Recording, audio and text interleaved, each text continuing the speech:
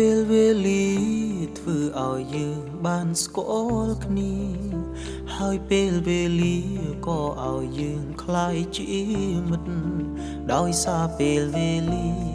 ទើបយើងបានក្បែរចិត្តស្និទ្ធស្គាល់ចិត្តថ្លើមគ្នា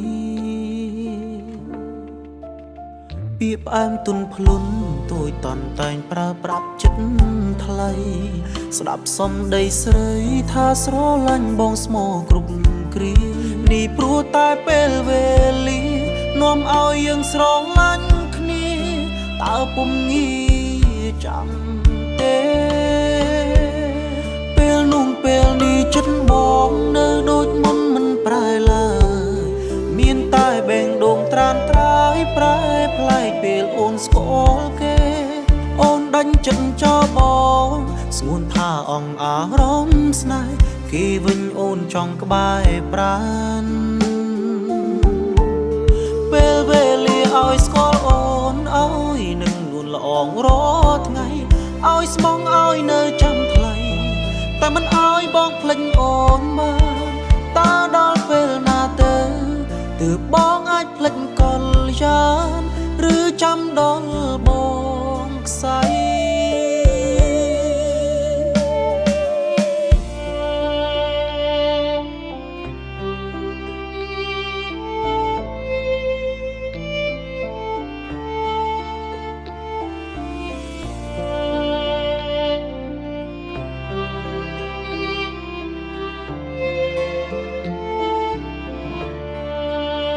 ពាក្យផ្អែមទុនភ្លុនទួយតន់តែងប្រើប្រាប់ចិត្តថ្លៃស្ដាប់សំដីស្រីថាស្រឡាញ់បងស្មោគ្រប់គ្រានេះព្រោះតែពេលវេលានាំឲ្យយើងស្រឡាញ់គ្នាតើពុំងាចាំទេពេលនោះពេលនេះចិត្តបងនៅដូចមុនមិនប្រែឡើយមានតែបែងដងត្រានត្រាយប្រែប្លែកពេលអូនស្គាល់គេអូនដាញ់ចិត្តចោលបងស្ងួនថាអងអារម្មណ៍ស្នេហ៍គេវិញអូនចង់ក្បែរប្រាណពេលវេលាឲ្យស្គាល់អូនឲ្យនឹងលួនល្អងរាល់ថ្ងៃឲ្យស្មងឲ្យនៅចាំថ្លៃ